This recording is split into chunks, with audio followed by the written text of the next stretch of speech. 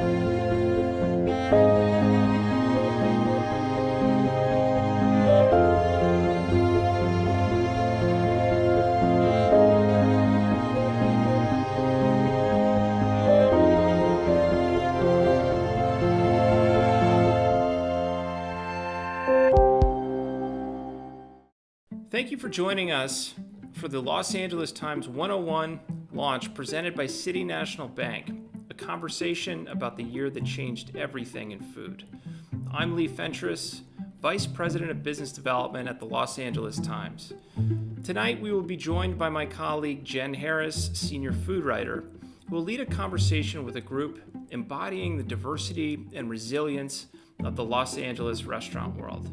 And after we've wrapped our program tonight, please be sure to visit the LA Times website, where the Times will be unveiling its annual 101 list, the definitive guide to the 101 best restaurants in Los Angeles, along with people, places, and ideas that define how we eat. You can find it all at latimes.com/101. I'm going to hand things over to Jen Harris and her panel shortly, but before I do that, our friends at City National Bank would like to welcome you with this message. Good evening, everyone, and thank you for joining us for this very special event. On behalf of City National Bank, I am pleased to welcome you tonight to what promises to be an evening filled with great food and interesting conversation. I'm particularly pleased that City National is the presenting sponsor of this series, because it shines a light on the restaurant industry, who have really been hit hard by the pandemic. Restaurants play a critical role in our communities. They're more than just employers and places to eat.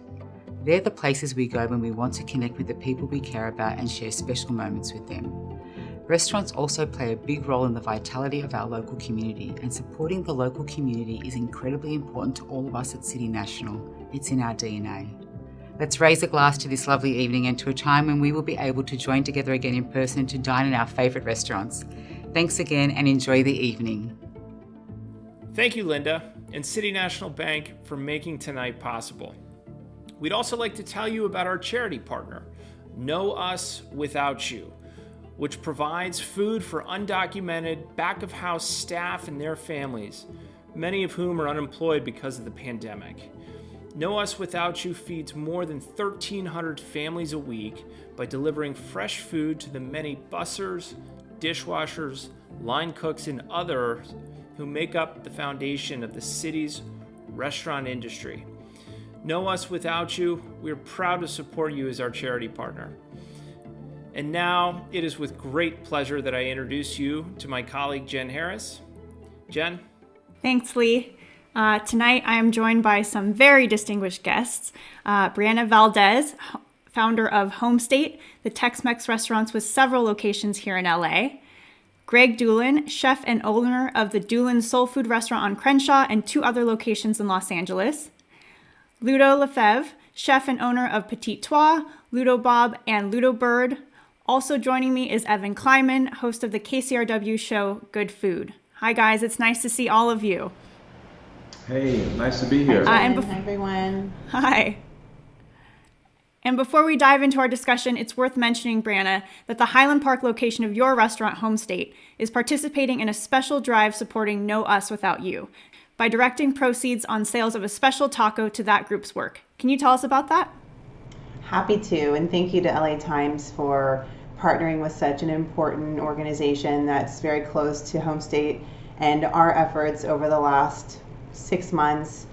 We partnered with No Us Without You to create a special taco. It's called the Chicano Batman. So at our Highland Park location, starting December 8th through the 13th, or until supplies last, when you come and purchase a Chicano Batman taco to raise money for No Us Without You, you will also be gifted a margarita kit from Hornitos and LA Times. And through that partnership, LA Times and Hornitos are donating $10,000 to No Us Without You. So this year's list is obviously different from other years where we've done a celebration of the 101 best restaurants in LA. For this year, we wanted to celebrate excellence and tenacity with an overall theme of resilience. Restaurants and food people are the most resilient people I've ever met and had the pleasure of working with, but you can only do so much. And food culture in Los Angeles was reshaped by tragedy. People shifted to takeout and delivery and outdoor dining, as you guys know.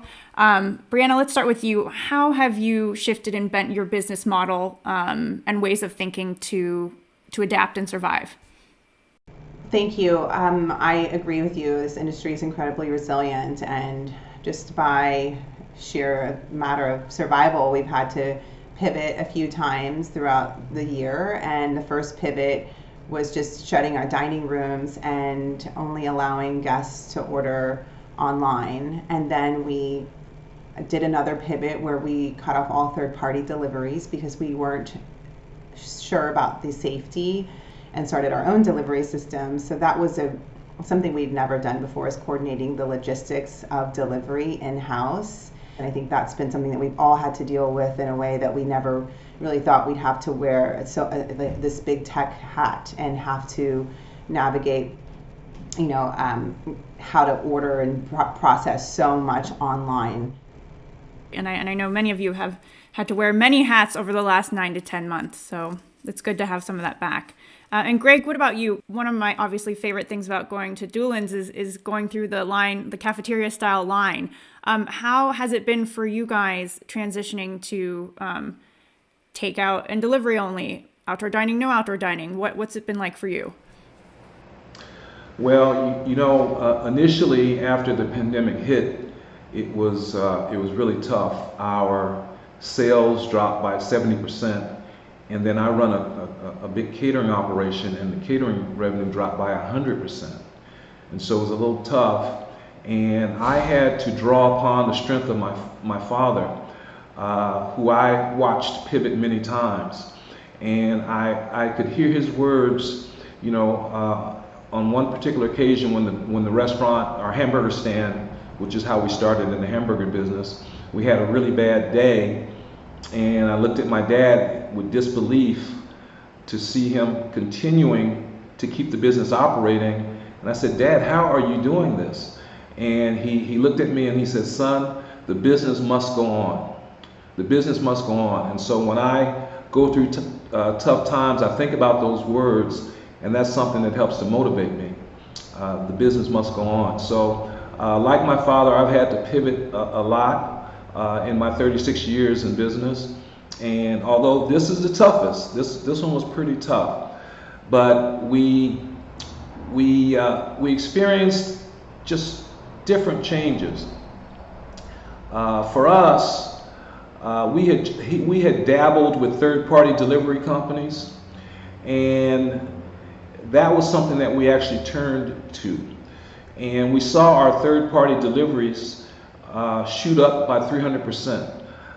We went from having 2 or 3 drivers at our pickup station one day to having 50 the next day, and that's no exaggeration.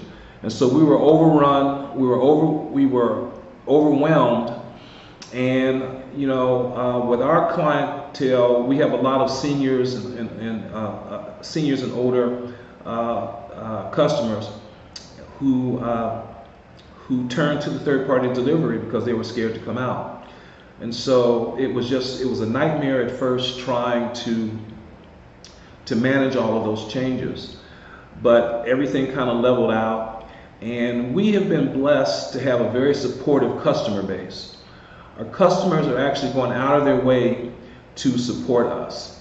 And then almost immediately after the pandemic hit, City Councilman Marquise Harris Dawson initiated a senior meal program. And we were lucky enough to be one of the restaurants chosen to provide senior meals in the 8th Council District.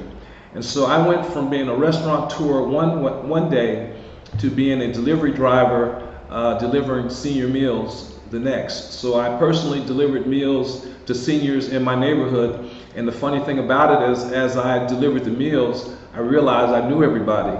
And so, as I would go to the home and ring the doorbell, before I could get back in my car, because it was a no contact delivery, they would be saying, "Hey Greg, how are you, Greg? Hey Greg." These were all my customers because my deliveries were all adjacent to my restaurant. And so the senior meal program is one of the ways we pivoted. I mentioned the catering business disintegrating by 100%.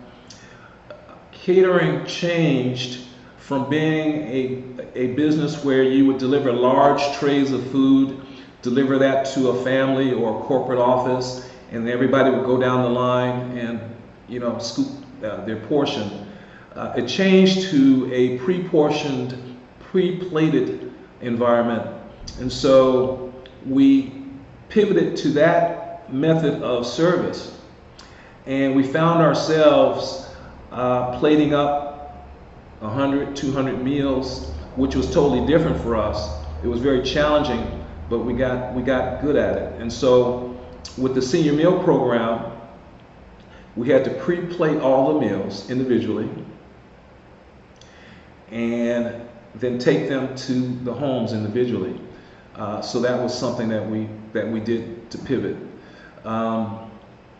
It's been tough, but now we have graduated and we're part of the Mayor's Great Plates program, and we are partnered with another 30 restaurants, and I've heard that combined we've delivered more than 2 million meals to seniors in the city of Los Angeles.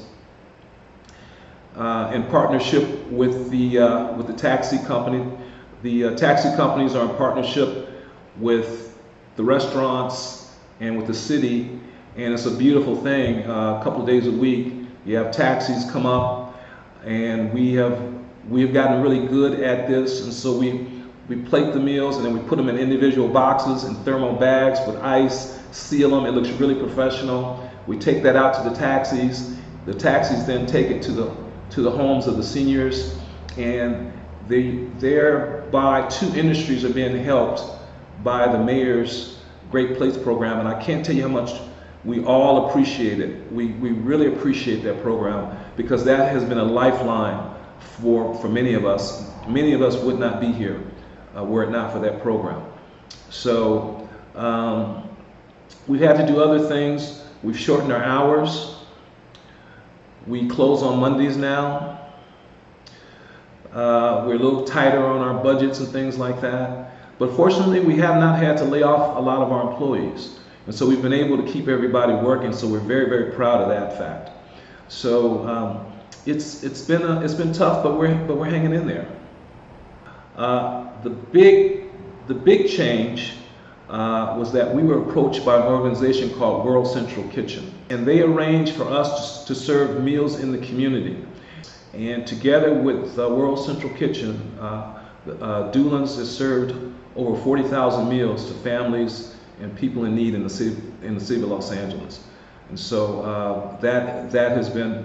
I had to mention that because World Central Kitchen is an incredible organization. And Ludo, I know that's an organization that you've worked with a lot too. And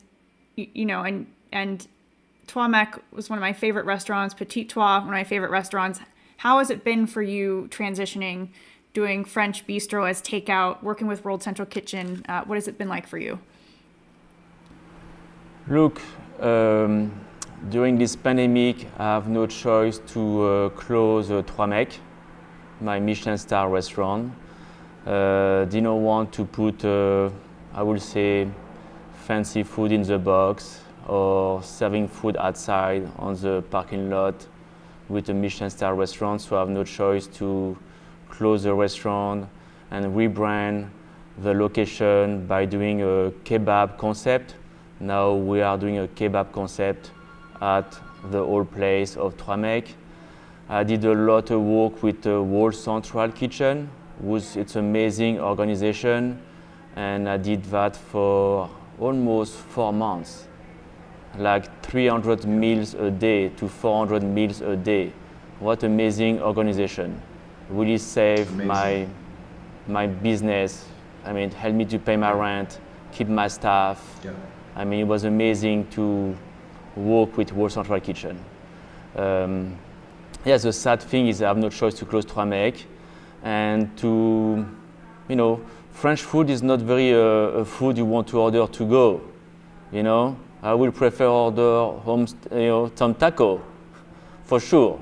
It's very difficult to plate French food in the box because it's a little fancy, all the sauce, all the frou-frou. So we changed a little bit the concept of Petit Trois, and we decided to do a good store, more like a French épicerie, where we're selling vegetable, meat, fish, everything I have in the restaurant, I sell it. Everything. It can be the flour, but take the bread, do breadcrumbs, everything. So I pivot the concept by doing a good store, and actually work very well now. People are really supporting us a lot, and I'm very thankful for that. But I'll be honest with you, Jen, I was not trained for that. And it's very challenging every day. You need to think outside the box. I'm tired to see box every day. Boxing the food is just it's just exhausting. I was not trained for that. And but we have no choice. We want to survive, so you need to be very creative and really think outside the box. And I'm going to do next week a Ludo Bird at Petit Trois. So I have a fried chicken restaurant, so I'm going to do fried chicken sandwich coming from Petit Trois. I'm going to do Ludo Bab, the kebab concept in Petit Trois the Valley. You just want to try everything to survive, and if it don't work, you change, you try something else.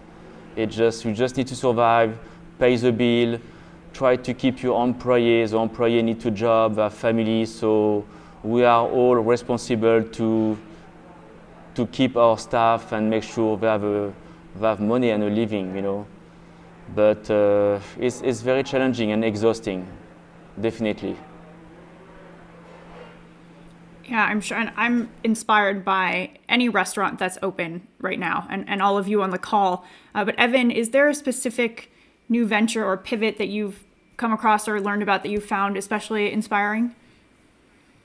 Well, I just think, like you, the fact that people are open and not crawled up in a corner sobbing 24 hours a day, to me is unbelievable. I know what the stress of the restaurant business is without this situation that everyone's been flung into. So to me, the resilience of everyone in the business has just been phenomenal. And the willingness of customers, not everyone, but the willingness of so many eaters to do things they would never do, almost like a drug deal where they found a pop-up that intrigued them on Instagram, and they've been told to go to a corner and text a number, and somebody that you've never seen before with a mask on comes and puts food in your trunk. When would we have ever imagined that we would be doing such things? But, so many young chefs, young cooks who have been furloughed or have been on unemployment are looking for gigs to try and survive and make their rent. So that for me has been one part of the story that's been fascinating to watch. And the fact that people are willing to go and up to people's homes and maybe eat in a driveway or in their car outside someone's home to get a great burrito. There's so many aspects of this that, despite the horror, just make me tear up. I mean, listening to Greg and the experience with Great Plates and World Kitchen, it just really makes me tear up. And then with Ludo, I've been one of those people who's been just super, super cautious because I'm older and I have diabetes, and so I haven't gone out that much for takeout food. I've cooked mostly. But when I went out, I decided, okay, I'm sick of my own food. I'm going to go up to Petit Trois, which is close to me, and I did a twofer. So I placed an order at Petit Trois, and I placed an order at Ludobob, and I went and picked both up so I could have, different food for a couple of days. And I just want to also give a shout out to Brianna in Home State, who during this whole thing and all of these pivots participated in KCRW's tortilla contest, which we do with now called LA Times columnist Gustavo Arellano, and Home State won. So to also be focused on this, to be focused on that while dealing with everything else is just really something.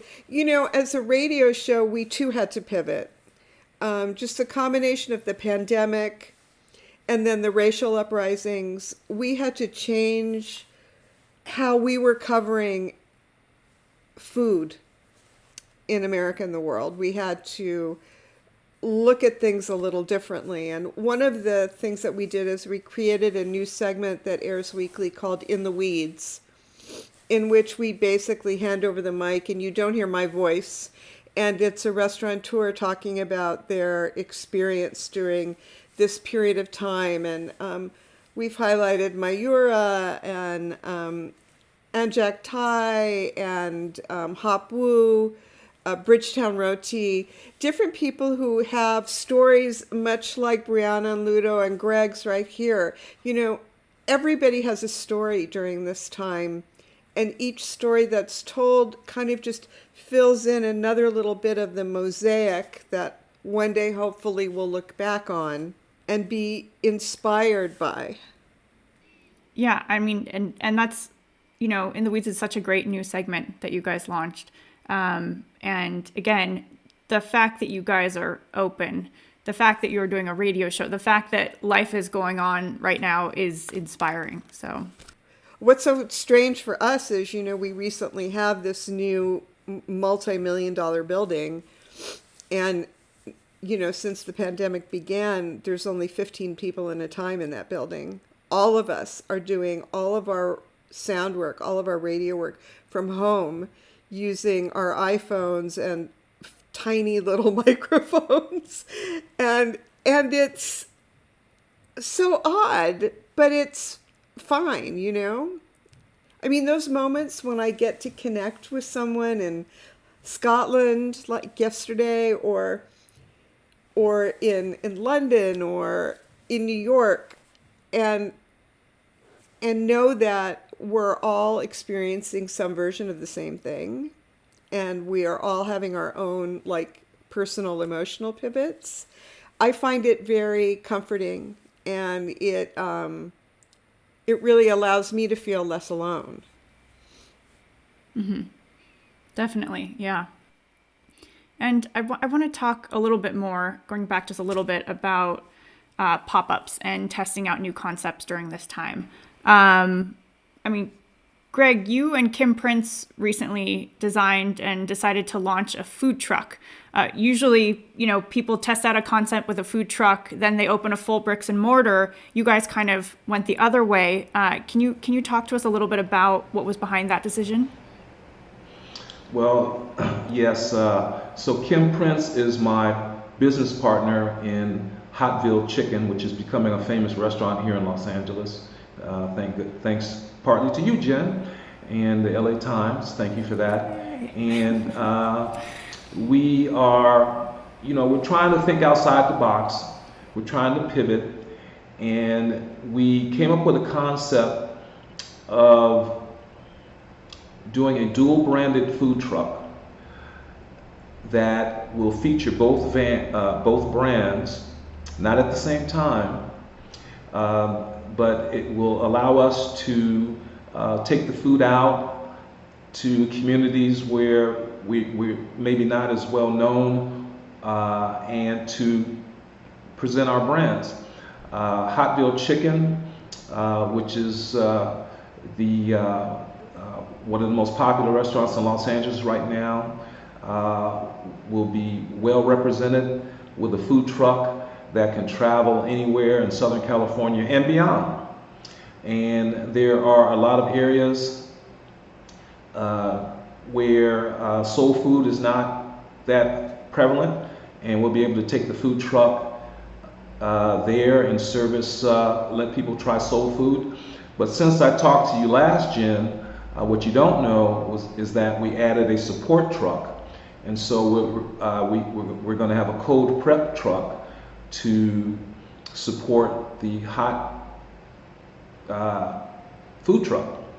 And so now we'll have a dual branded truck, two trucks to go out, and we'll be able to basically, it'll become a restaurant on wheels. We'll be able to do just about everything with the two truck combination that we can do in one of our restaurants. And so we're hoping to, get contracts and things like that. And we're hoping to be able to do our pre-plated catering. Again, I mentioned that catering now requires all meals to be singular plated. And so with this combination of vehicles, we'll be able to do that at a company's headquarters or at a hospital or at a school. And we're hoping that will be something that will help us pivot and to make it through this process and beyond. Good. Okay, everyone look out for those trucks. Go ahead, Evan. One of the things I would like to say is, one thing that really struck me too is the collaboration between chefs and restaurateurs that's happened during this period of time. Whereas before, people would just be siloed in their spaces, just, grinding it out like normal, everybody on their own sort of PR path and doing their own level of hospitality. But I've seen so much sort of binding together, and particularly because of the lobbying effort that's had to happen with the government to get some kind of relief, which hasn't been on the way yet. And I think a lot of restaurateurs have found comfort in getting closer to their colleagues. And out of that, there's all different kinds of levels of collaboration happening throughout Southern California. And it'll be really interesting to see in the after times what that brings forth. How does that bloom? How are people able to sort of attenuate their risk by partnering with other people? I think it's really smart. I think you're going to see in the future people possibly sharing space together, sharing kitchens, doing a dual branded restaurant in a single space, sharing staff and equipment and, accountants, if you will, to give both concepts a better chance to survive. The restaurant industry is under such pressure now with rents and things like that and higher costs, that I think that might be one of the evolutions that we see going forward with people. I'm already seeing it, and I'm already practicing it. And let's actually talk about neighborhood restaurants for a minute, because so as much as there is a really tight-knit, amazing restaurant community amongst chefs and other restaurant owners, I feel like whether it's Petit Trois, Home State, Doolin's, and Evan, your restaurant that you had before, I mean, they are and were essential parts of their respective communities. This is a question for each of you. Ludo, I can start with you. What does it mean to be a neighborhood restaurant now in the middle of a pandemic? I mean, what it means, you get a lot of support from the local. I mean, when we reopen Petit Trois Hollywood, we're just busy right away. When we opened the Valley restaurant in Sherman Oaks, busy right away. The support of people was amazing. It was really all the local come to the restaurant and really support us and be there one time a week. I was surprised. People came to support us. Like I say, one time a week, some people 2 times a week. People really no want to see us die. They want to keep their little restaurant in the neighborhood, and it's pretty magical to have this feeling when you own a restaurant and you have everybody in the neighborhood come to support you. I mean, the business was great before we shut down last week. I mean, my business was amazing. I was very happy about the business in both locations of Petit Trois before the shutdown again.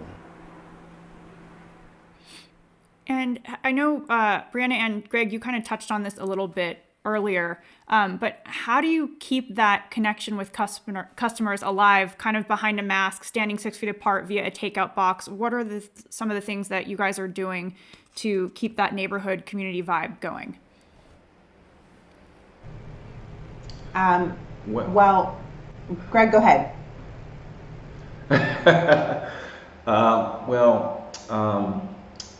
I really take the term essential worker to heart now, because I believe that at our Doolin's locations and our Hotville Chicken location, we are actually providing an essential community service by feeding our communities.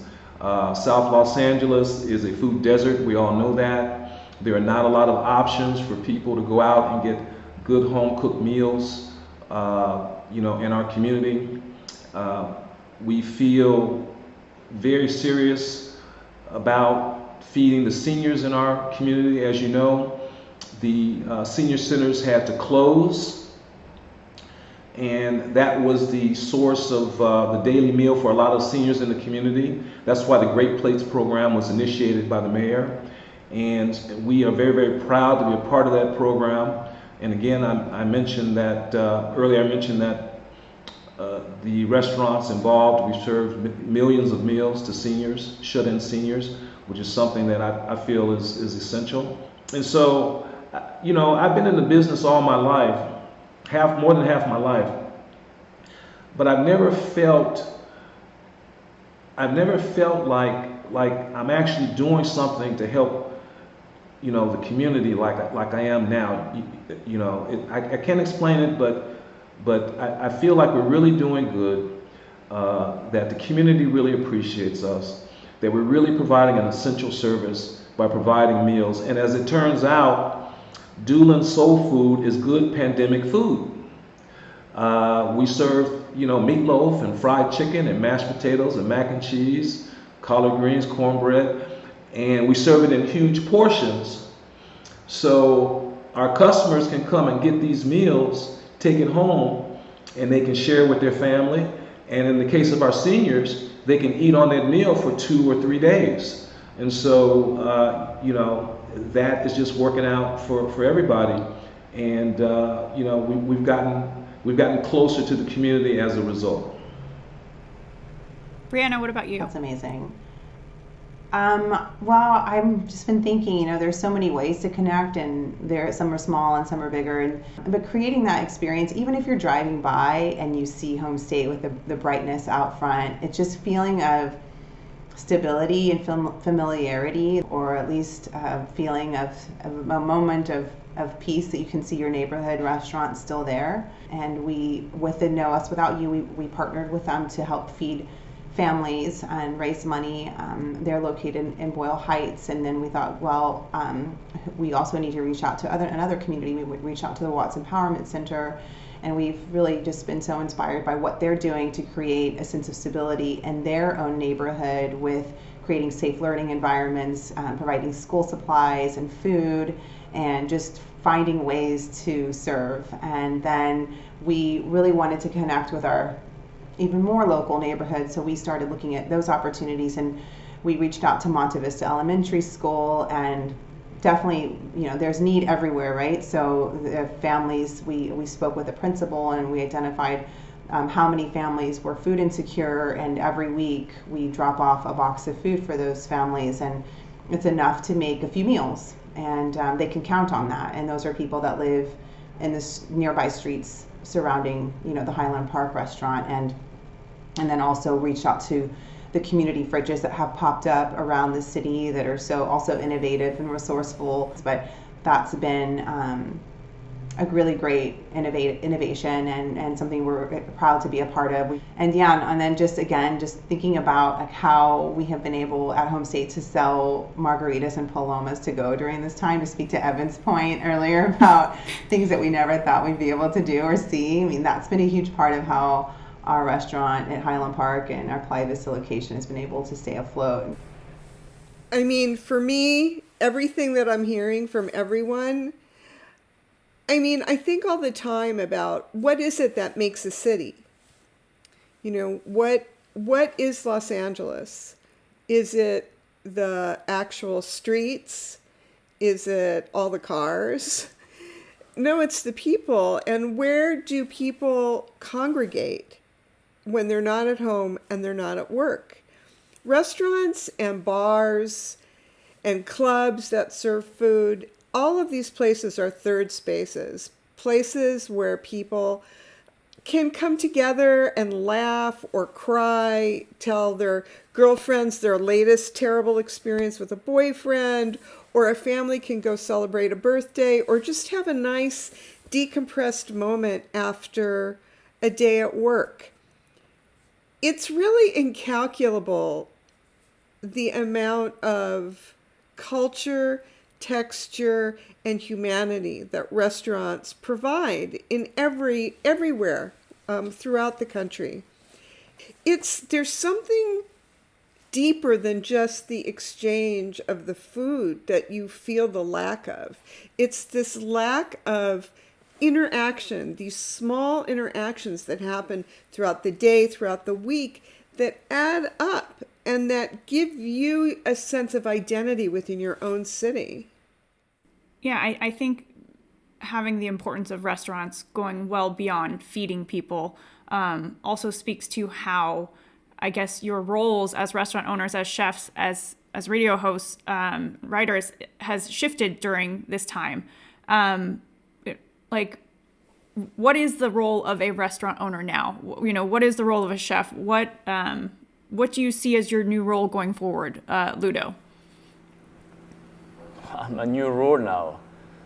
Wow, my new role now as a chef. Yes. Now, my new role. It's a very good question, Jen. Thank you very much. I think, now, my new role now, yes. I'm doing a good store, that's what I'm doing now. But I will say my responsibility now for me is to make sure I don't lose my staff, to make sure I keep open my business, to make sure I can provide a living for my staff. It's really to stay open for the people who work for me for a long time, and I have an amazing team with me, and I don't want to lose my team. That's my rule now. I'm just really keep the restaurant open now, more for my staff than more for me. Because I would love to go to a hibernation. I would love to close the restaurant and just come back, when all this thing is finished. Because it's just tiring to work like that. But I cannot do that because I have people around me. I'm successful because these people. And it's my responsibility to keep the business going and going and going. I need to be creative, think outside the box, and provide them some jobs, thing to do. Before the pandemic, with just all my restaurants, I have like 90 employees, 90 people, you know. And now, I mean, of course, I have less. You know, I furlough some people decide to leave, but all the people who stay with me, it's my responsibility to give them a job and to make sure I can provide them revenue and they can support their family. I think that's my new role now for me as a chef.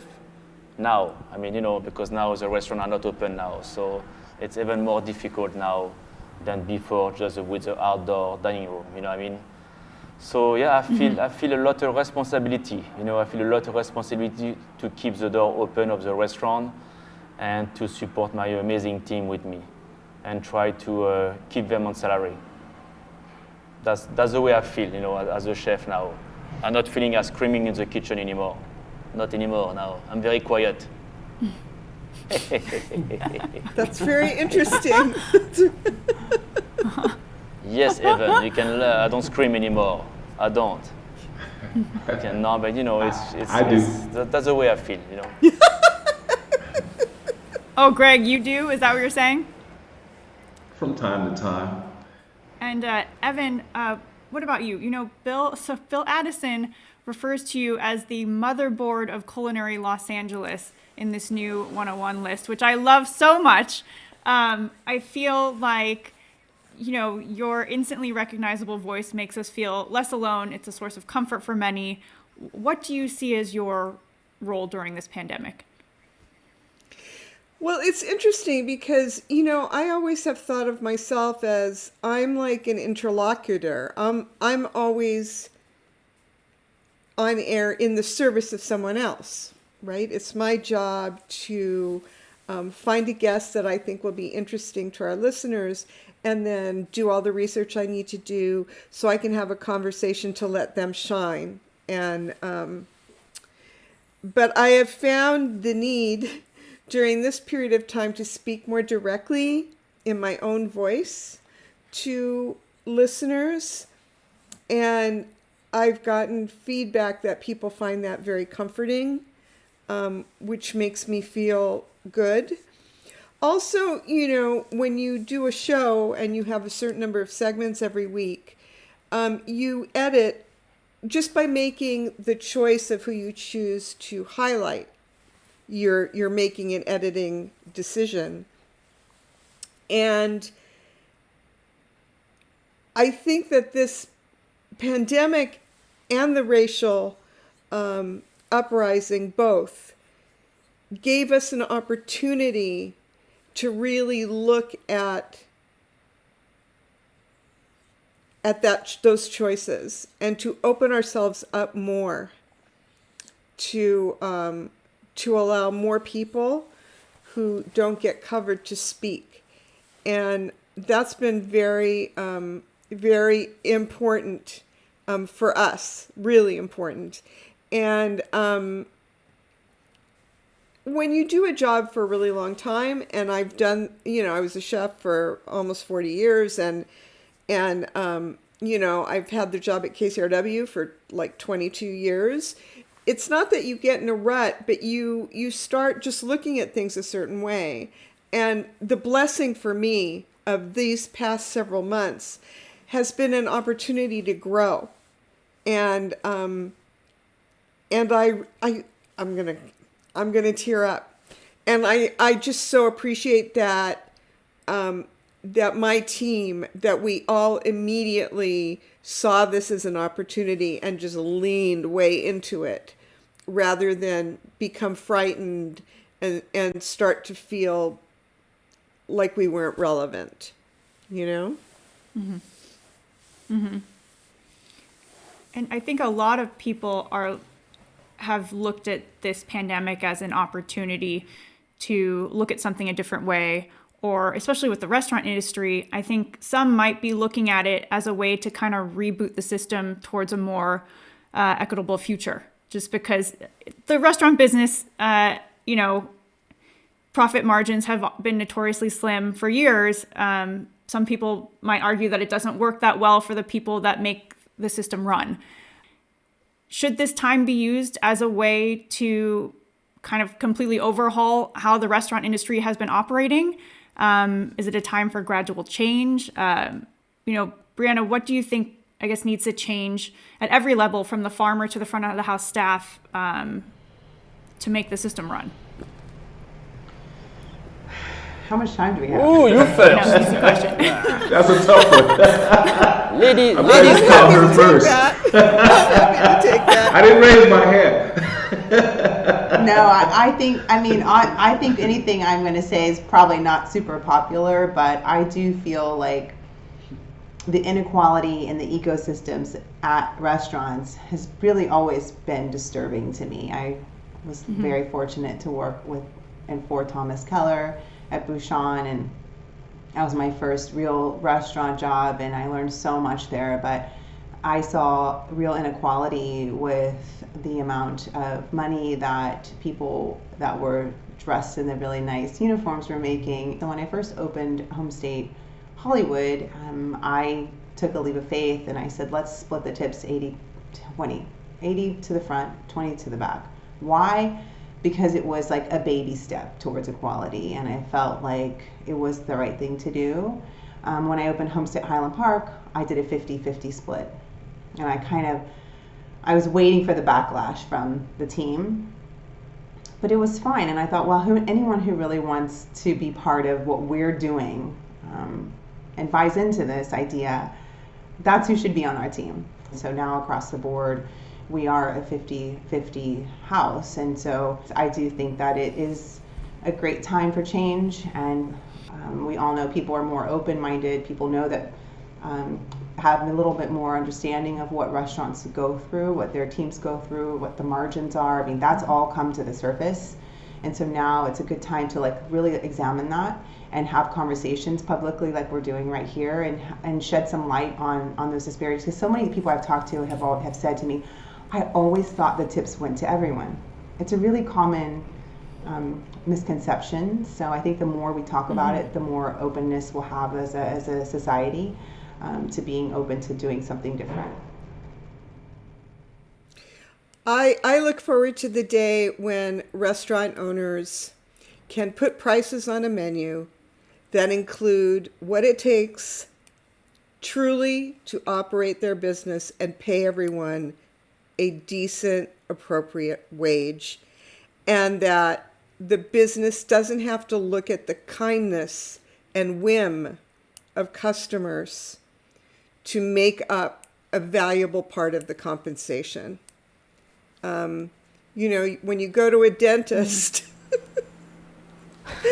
you don't decide after they've drilled a tooth how much money you're going to leave that will pay the assistant. It's a crazy, it's so crazy that this part of the system. But I would also say, for me, that it has to start with the farm worker. If nobody would be able to purchase any produce to create any of the delicious food that's happening, if it weren't for these workers that are so essential, and despite what they're called, highly skilled. And here in California, during this period of time, we have watched them work during the period of horrific fires, terrible air quality. So until we recognize that the people who grow and harvest our food are absolutely essential to the health, well-being, and economy of the country, and give them immigration status that shows that and pays them a wage that shows that. That for me is fundamental, truly fundamental. Okay, let me ask you guys about finding comfort during this time, because even as some of the city's most beloved restaurants announce permanent closures, temporary closures, I hope that it's still possible to find a place or a dish that makes you feel like you're where you're supposed to be, that makes you feel like home. what has that dish or place been for each of you? Ludo, we can start with you. I mean, my favorite restaurant, the restaurant I miss the most, actually it's closed now. It closed, I think, last year. It was called Baru. I love the restaurant called Baru. You remember Baru? I mean, for me, it was yes, so, of course. the flavor was so unique. I mean, it was just flavor I didn't know before. The combination, the texture, everything. I'm missing a lot a Baru restaurant. That was very, I mean, and during this pandemic, I mean, you know, Jen, I'll be honest with you, I don't go out that much. I'm always in my restaurant or in my house. So, But Ludo, I'll be honest with you. Ludo, you find a great deal of comfort cooking with your son, don't you? Mm-hmm. Yeah, I mean, I cook with my family, with my son most of the time, but I don't go out that much. I don't like to go out that much because after when I taste the food to the other chef, it confuses me in my creativity. I'm confused after because I like these things, so I don't want to copy the other chef because I want to cook that. So I like to go out, but not that much. I like to Ludo, stay Ludo. But comfortable, I mean, yeah, I mean, it's more for me to be in my house with my family, you know, and cook with my son. Would you have an answer? You did. Something I missed. Okay, sorry. You did great. You did great. You did great. Okay, you did great. Greg, I'm going to go to you. Well, this is going to sound crazy, but just about, I have to get out because I went, starting in March, I worked every day for like 3 or 4 months, just trying to keep things going. But I find comfort at the original El Cholo restaurant on Western. I get the same thing. I've gotten the same thing for years. The number one plate, cheese enchilada, ground beef taco. They know my order, and I ping pong between El Cholo, the original, and they set up this great dining situation on the parking lot. You know, it's really nice and everything. Their food is just very authentic, and we, you know, I've been going there since I was a child. And then I go out to Soul Restaurant, S-O-L Restaurant in Playa Vista. I like Mexican. What's the name, chef? What's the name? Soul? Soul. S-O-L. Soul. Ah, okay. Soul Restaurant. Okay. Playa Vista. And Playa Vista. They've got the churro. Hot churro with vanilla ice cream. So again, the manager knows us out there. Kim and I from Hotville Chicken, we go together, and it's just really good to taste something other than fried chicken every now and then, you know, or other than soul food, and that's where we go to find comfort. Nice. Evan, what about you? Oh, my mind is just whirling. So I live in Mid-City, and Spoon by H is pretty close to me. And her food I find to be extraordinary. So pretty much once a week, I get something from her. Also, she's so generous, I can eat many days off of what she gives me. But then also, if I happen to be in Santa Monica, I will always go to Campos, famous burrito, on Pico and 20th, and I will get the avocado burrito,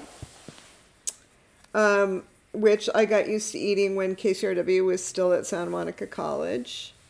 And I also I'm also a Mexican food, addicted person. So a place that my mom and I used to go together a lot, all the time, was Paco's Tacos on Centinela, which I always loved to go because of the way they decorated for holidays throughout the year. Was just so amazing and fun. And they make their own flour and corn tortillas. And I usually get some kind of combo plate. And that makes me feel very happy. Good. Brianna, what about you?